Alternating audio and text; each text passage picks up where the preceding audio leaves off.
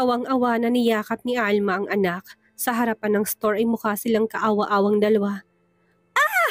Malakas titili ni Allison nang biglang may sumampal sa kanya at may humatak sa kanyang buhok. Agad naman na umawat si Alma upang ipagtanggol ang anak. Walang hiya kayong dalawa. Saan niyo dinalang anak ko? Ilabas niyo siya. Galit na galit ang ina ni Jordan habang nakatingin sa dalawa. Mawalang hiya kayo. Ilabas niyo ang anak ko. Ilabas niyo siya. Bitawan mong anak ko. Huwag mong isisi sa kanya ang pagkawala ng anak mo. Walang kinalaman ng anak ko kung nawawala man siya ngayon. Maang-maanga ni Alma na ngayon ay nakaharang na sa anak. Mga sinungaling na walang anak ko nang malaman niyang buhay si Sandara at magtangka siyang sabihin kay Sandro ang totoo. Dinuro ng ginang si Allison na umiiyak. Puno ng galit ang mga mata ng ina ni Jordan para kay Allison. Inakala nitong mabuti itong tao dahil yun ang pinakita nito, ngunit nagkamali sila. Dahil nang panoorin ng ginang ang CCTV sa kanilang bahay nang bumisita to, ininakaw nitong kanyang mga alahas. Pinagbintangan pa niyang kanyang mga kasambahay dahil ito ang sinumbong nito, ngunit ito pala talagang nagnakaw na lahat. Alam mo kung bakit hindi ka magawang mahalin ng anak ko? Dahil malayong malayo ka kay Sandara. Allison, sinungaling ka't mapagpanggap. Nakakasok ang pagkatao niyong dalawa ng iyong ina. Kapag nalaman ko may kinalaman kayo sa pagkawala ng anak ko, ay magbabayad kayong dalawa. Ipapakulong ko kayo. Lumuluha na banta ng ginang bago iniwan ang mag-ina. Hawak ni Allison ang masakit na pisngi. Maging ang buhok niya ay napakagulo. Napaiyak siyang bigla. Hindi niya akalain na magagawa siyang saktan ng ina ng kanyang asawa. Lumuluha na tumingin siya sa kanyang ina. Mami, ayokong makulong. Ayoko, Mami. Palakad-lakad si Alma sa harapan ng walang mali na si Jordan. Habang si Allison ay tila nawawala na sa kanyang sarili. May parte sa babae nagsisisi kung bakit niya inutusan ng tauhan ng ina na lumpuhin ang kanyang asawa. Walang tigil sa pagdurugong binti ng kanyang asawa. Nanghihina na to. Hindi na sila makaupa ng doktor na gagamot dito dahil wala na silang pera maski piso.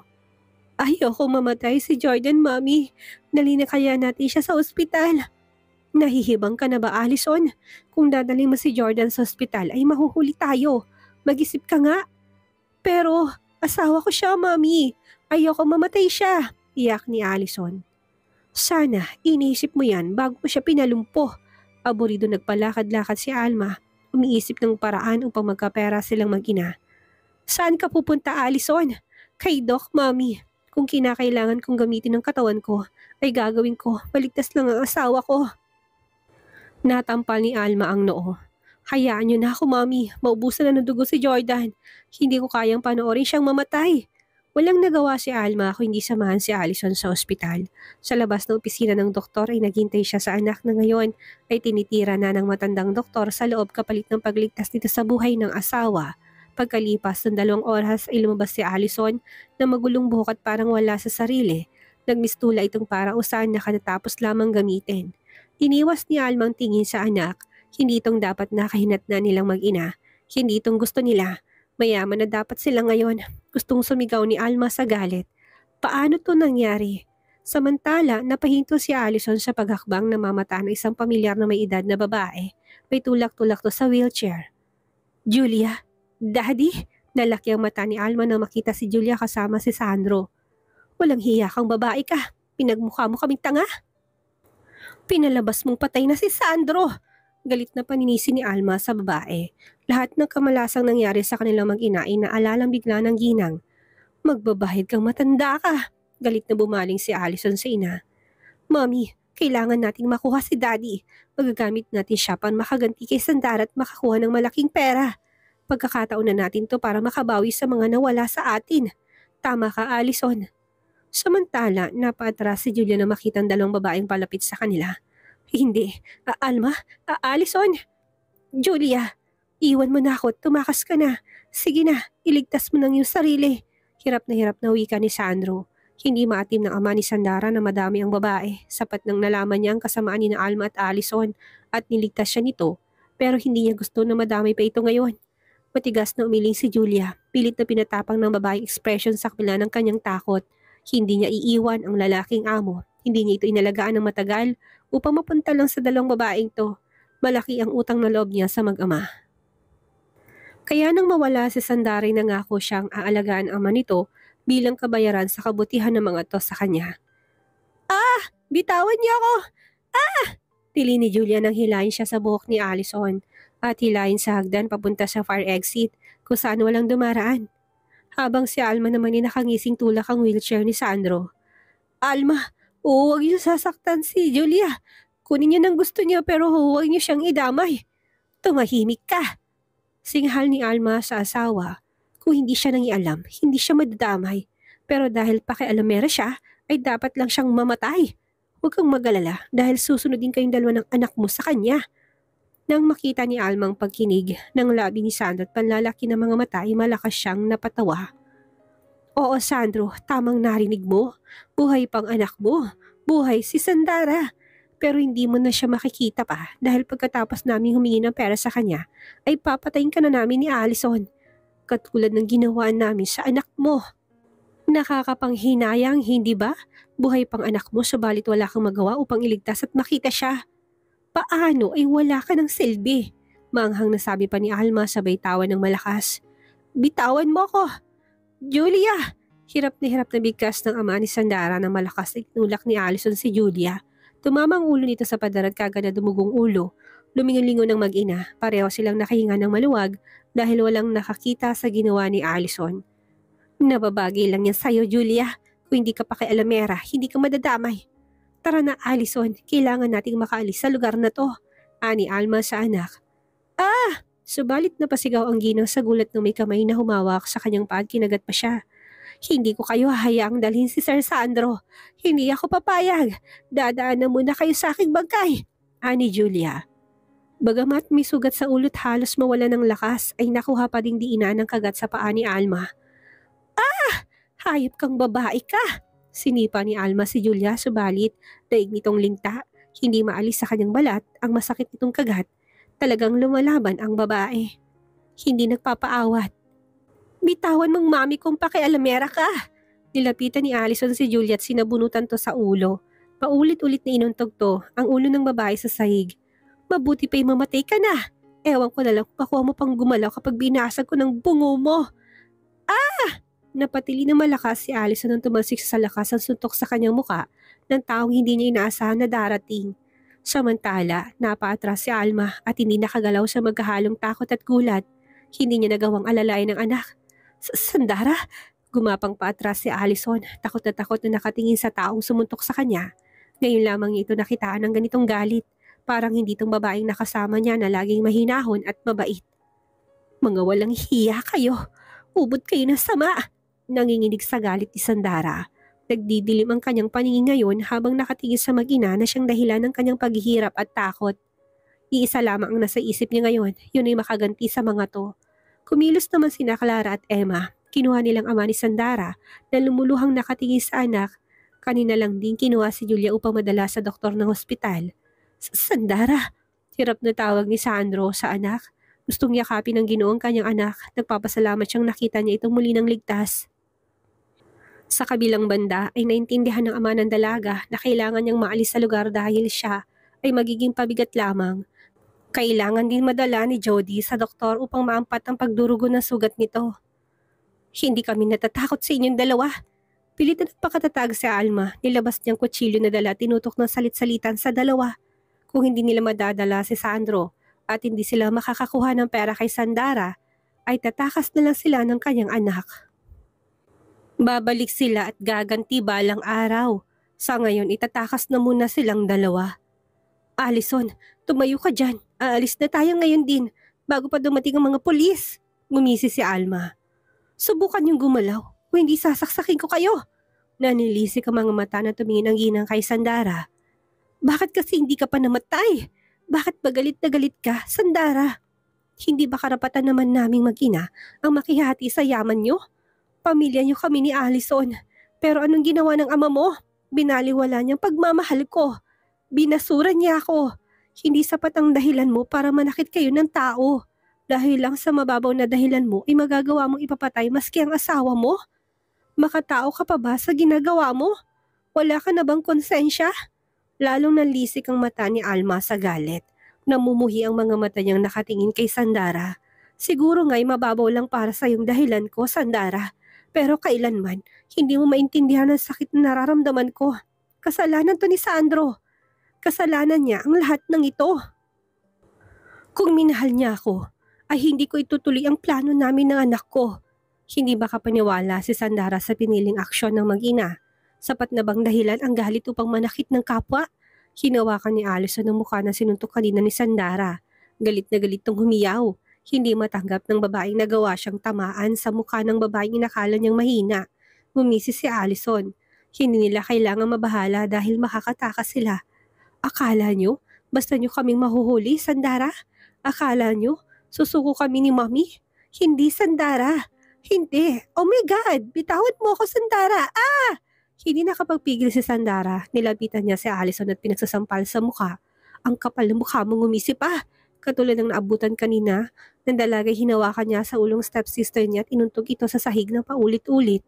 Walang hiya kayong mag-ina. Ang dami niyong dahilan. Pinakitaan ko kayo ng pagmamahal. Tinuring ko kayong tunay na kapamilya tapos ito lang igaganti niyo sa amin. Papatay niyo kami upang makamkamang lahat. Lahat ng meron ako, Allison, ay meron ka. Mga ahas kayo. Nababagay kayo sa impyerno. Naninikip ang dibdib ni Sandara sa galit. Nang makita niyang nakakaawang kalagayan ni Julia at takot na daddy niya, ay isa lang naman ang nasa isip niya. Gusto niyang saktan si Allison hanggang sa magsawa siya. Bitawan mong anak ko kung hindi papatayin kita. Galit na iwinasiwas ni Alma ang hawak na patalim. Ngunit bago pa makalapit ang ginang kina Sandara at Allison ay nilabas ni Camille ang baon niyang baril. Samantala, kanina pa naroon si Axus, nakasanda lamang ang binata sa pader upang panoorin ang nangyayari. Gusto niyang hayaan si Sandarang makaganti sa hayop na mag-ina. Napailing ang binata nang marinig ang pagkasa ng kanyang ina sa hawak na baril. Sigurado na may kalalagyan ng mag-ina kapag ginalit nila ang kanyang ina. Subukan mong sugatan o galawin ang dulo ng buhok ni Sandara. Pinapangako ko na makikita kayo ni San Pedro ngayon mismo, Alma. Huwag mo kong subukan. Hindi ako mangingiming iputok ito sa ulo mo. Napasinghap si Alma sa labis na takot. Maging si Allison ay nanlalaki ang mata na nakatingin sa ina ni Axus. Wala silang mabakas na takot sa mukha ng ginang habang may hawak tong baril. Halos mapugto ang hininga ni Alma nang patama ni Camila ang gilid ng kanyang paa. Asentado ang babae, saktong pagtama ng bala nito sa mismong paanan ni Alma. Ang paraan ng paghawak ng babae ng baril ay parang bihasa. Maawa ka, Mrs. De La Cuesta. Hindi na kami lalaban. Nakikiusap kami. Huwag niyo kaming sasaktan. Pagmamakaawa ni Alma sa kanilang buhay. Alam ng ginang ang ganitong klase ng tingin. Ang klase ng babaeng kaharap ay hindi marunong umatras sa mga sinabi. Tumiti si Camila, subalit ang kilabot ang hatid noon kay Alma. Nakakatakot at nagbabanta. Hindi ka sa akin dapat makiusap, Alma, kung hindi kay Sandara. Pero sa palagay ko, hindi siya madadala ngayon sa pakiusap. Kasalanan niyo, masyado kayong naging gahaman at sakim. Rinig sa buong pasilyong malakas sa tili ni Allison habang pinagsasampal to ni Sandara. Wala na itong lakas dahil sa malaking sugat nito sa ulo. Naluha si Alma, wala siyang magawa kung hindi panoorin ng anak. Ayoko na, Mami. Tulungan mo ako. Allison, anak. Kulang pang lahat ng yan sa ginawa mo sa akin, Allison. Lumuluhang humikbi si Sandara. Kapag naaalala niya ang sinapit niya sa kamay nito noong nasa yate sila, ay napupuno siya ng galit. Kulang pang lahat ng ito. Magbabayad kayong dalawa ni Tita Alma sa ginawa niyo sa amin ni Daddy. Magbabayad kayo. Binitaw ni Sandara si Allison parang batang magulhuli siya ng iyak. Parating ng mga pulis. Magbabayad ng mga to sa kanilang ginawa. Tapos na, nahuli na ito at magiging masaya na sila ng daddy niya. Sandara, tumingala ang dalaga nang makita niya si Axus ay napahikbi siya ng malakas. Axus, tapos na, si daddy. Ligtas na siya. Makakatulog na ako ng mahimbing. Mawawala na lahat ng alalahanin ko sa dibdib. Salamat sa inyo, ha? Pasalamat ng dalaga. Dahil kay Axus ay nalaman nila ang kinaroroonan ng kanyang ama. Naalala noon ni Axus sa nabasang report na may kaibigang doktor ang ama ni Sandara. Kaya pinuntahan agad ito ng binata at sinabi sa mommy niya na sabihin kay Sandara ang lahat habang papunta sila ng ospital. Hindi nga nagkamali ng hinalang binata. Ang doktor ang unang pinuntahan ng ama ni Sandara. Niligtas pala ang daddy ni Sandara ng nurse nito. Ang hindi nila inaasahan ay nasa ospital pala ang mag-ina. Ang pagkakataon na ang gumawa upang mapadali ang paghuli sa kanila. May dumating na mga pulis, agad na dinampot ang mag-ina Nagpumigla si Alma. Hindi to maaari. Bitawan niyo ako. Wala akong kasalanan. Nagkakamali kayo. Hindi namin pinagtangkaan si Sandara. Iisa lamang itong hindi pagkakaunawaan sa pagitan naming mag-ina. Tamang mami ko. Hindi namin siya pinagtangkaan. Nagsasabi kami ng totoo. Bumaling si Allison kay Sandara. Nagmamakaawang tumingin siya sa dalaga. Sandara, nakikiusap ako sa'yo. Huwag mo kami ipakulong ng mami ko. Nagmamakaawa kami sa'yo. Hindi pagkakaunawaan sa pagitan ng mag-ina. Maang natumingin si Sandara sa mag-ina na patuloy na nagmamakaawa sa kanya habang sinasabi na wala silang ginagawang masama. Hanggang sa huli ay nagagawa nilang itanggi ang pagkakamali nilang ginawa. Likas nagahaman at masamang tao sila, mga walang puso. Hindi na nakatiis si Axos na makitang umiiyak si Sandara. Binuhat niya ng pa-bridal style. Agad naman na yumakap ang dalaga sa leeg niya habang umiiyak. Sandara, tawag ni Alma sa dalaga. Hindi siya papayag na maging masaya to. Tandaan mo to, hindi kami papayag na maging masaya ka. Babalik ako. Pak! Mommy! Tawag ni Allison sa ginang malakas ng sampalin ni Camila sa mukha. Magpasalamat ka't ako ang sumampal sa'yo at hindi ang aking anak. Bumaling to sa pulis na naroon. Hulihin at dalhin niyo ng mga basurang ito. Baka kung kami pang magparusa sa mga yan, ay buhay nilang maging kabayaran. Yes, Mrs. De La Cuesta. Bumaling ang head police officer sa mga kasama. Dalhin ang mga dalawang yan. Mommy, ayoko makulong. Ang malakas na palahaw na mag-ina ang maririnig sa pasilyo ng hospital. Nang ibaba si Sandara ni Axos ay agad na tumakbo ang dalaga at yumakap sa ama. Daddy! Hindi ng dalaga napigilan ang humagulhol habang yakap to. Lahat ng masakit, nakakatakot at nakakagalit na pinagdaanan nilang mag-ama sa kamay nila Alma at Allison ay tapos na. Hindi na sila masasaktan ng dalawa. Sumenya si Camila sa anak, kina Clara at Emma upang bigyan ng oras na magkasarilinan ang mag-ama. Sandara, anak, maging si Sandro ay walang patid ng pagluha. Napakasaya niya na muli niyang makita ang kanyang anak. Napakasaya kong malaman na buhay ka, anak. Walang araw na hindi kita inisip. Walang araw na hindi ako nangulila sa'yo. Patawarin mo ko, anak. Wala akong kakayang hanapin ka. Patawad dahil isang inutil lang iyong ama. Daddy, huwag kang magsalita ng ganyan. Nalaman ko kay Tito Nilo na hindi ka pala sumukong ipahanap ako. Tuki ni Sandara sa kaibigang doktor ng ama. Maraming salamat, Dad. Akala ko talaga'y kinalimutan mo na ako. Akala ko po'y tuluyan mo na akong binaon sa limot. Salamat, Daddy. Salamat dahil umaasa ka na buhay pa ako. Hinalikan ni Sandara ang ama sa noo. Napatunayan niyang mahal siya ng ama at umaasa tung buhay pa siya nang malaman niya ang totoong nilalaman ng kondisyon nito bago pa man ipasa kay Allison ang pamamalakad ng kumpanya. Nalaman din ni Sandara sa kaibigang doktor ng kanyang ama na magkatulong ang daddy niya at si Jordan sa lihim na paghahanap sa kanya. Tinago ng dalawa sa maginang Alma at Allison ang patuloy na pagpapahanap sa kanya. Anak, patawad. Hindi ko sinabi sa iyong totoo. Pagkatapos ng kasal namin ni Alma, nalaman ko na hindi pala sigurado na akong ama ng kanyang anak. Narinig ko rin na pera lang ang habol sa akin ni Alma, kaya nagbagong tingin ko sa kanila. Hindi ko sila kayang tratuhin ng maganda dahil alam ko na ang tunay nilang motibo. Pero pinili kong hindi hiwalayan si Alma, anak. Hindi ko sila kayang iwan at hayaan sa kabila ng mga narinig ko. Patawad, anak. Kung sinabi ko sana sa'yo noon pa, kung anong kulay nila hindi aabot sa ganito ang lahat. Hindi makapaniwala si Sandara sa narinig. Iyak siya ng iyak. Kung ganon, ay pinili ng kanyang ama na wag hiwalayan si Alma sa kabila ng kasamaan nito. Akala niya ay walang dahilan ang pagiging magaspang ng ugali ng kanyang ama sa ginang. Yun pala ay may dahilan ang daddy niya. Anak, nagpapasalamat ako sa Diyos dahil buhay ka. Mukhang mabuting tao ang mga kasama mo kanina. Mabuting tao na medyo nakakatakot, ani Sandro. Naalala ng matanda ang babaeng tumulak ng wheelchair niya kanina. Narinig niya tinanong nito ang kasama ng ate Emma. Sa tingin mo kailangan kong bumalik para barilin ng matandang yon? Sumagot naman ng kasama nito ng, hayaan mo na Clara, kaya na ni Camila. Hindi mapigilan ni Sandarang matawa sa huling sinabi ng ama. Dad, medyo weird nga ang pamilya nila. Pero believe me, mabuti po silang tao. Sa katunayan nga po'y silang tumulong sa akin para mapabagsak sina Tita Alma at Allison.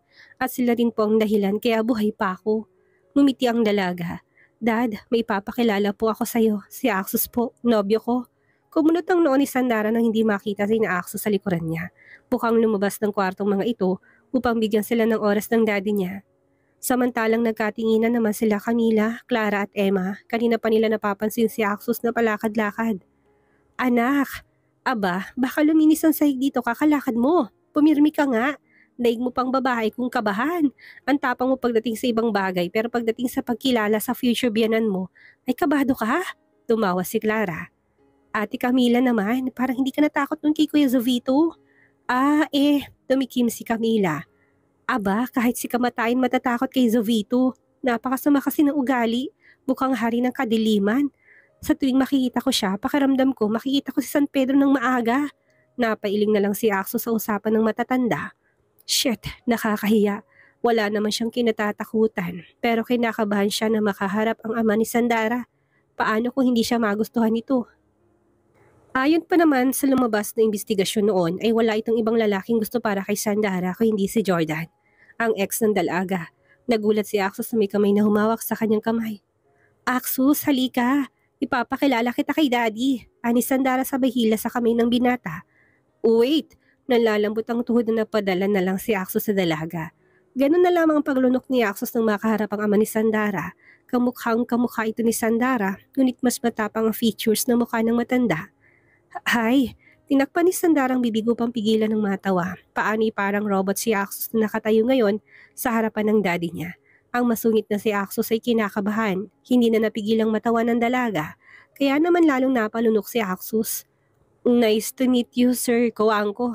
I'm Axus de la Cuesta. Your daughter's fiancé. Magalang na yumuko si Axus sa harapan ng matanda nang makabawi. Inaamin ko na hindi ako naging mabuti nung una sa anak mo, sir. Naging masungit ako, masamang ugali at bastos ang pakikitungo ko sa kanya. Pinagdudahan ko siya at laging pinag-iisipan ng masama. Lahat ng masamang nagawa hindi ko na mababawi pa. Tumayo ng tubig ang binata at tumingin sa mata ng matanda.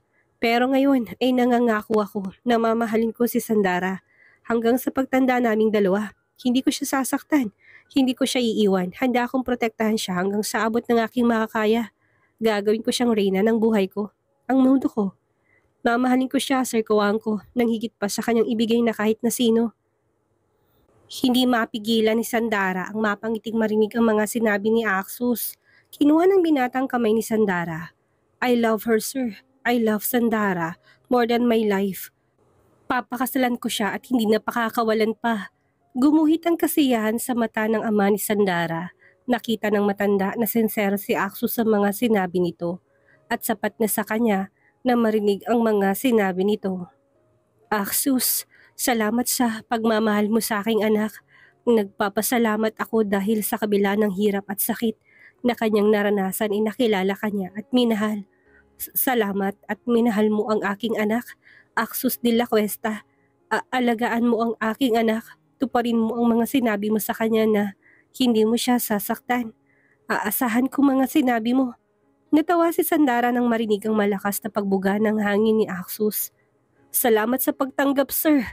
Pasalamat ng binata. Ano ang mangyayari ngayong nahuli na ang mag-inang Allison at Alma?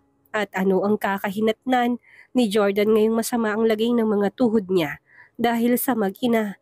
Ano ang mangyayari sakaling magkita muli sila ni Sandara? Yan ang ating aalamin sa susunod nating kabanata.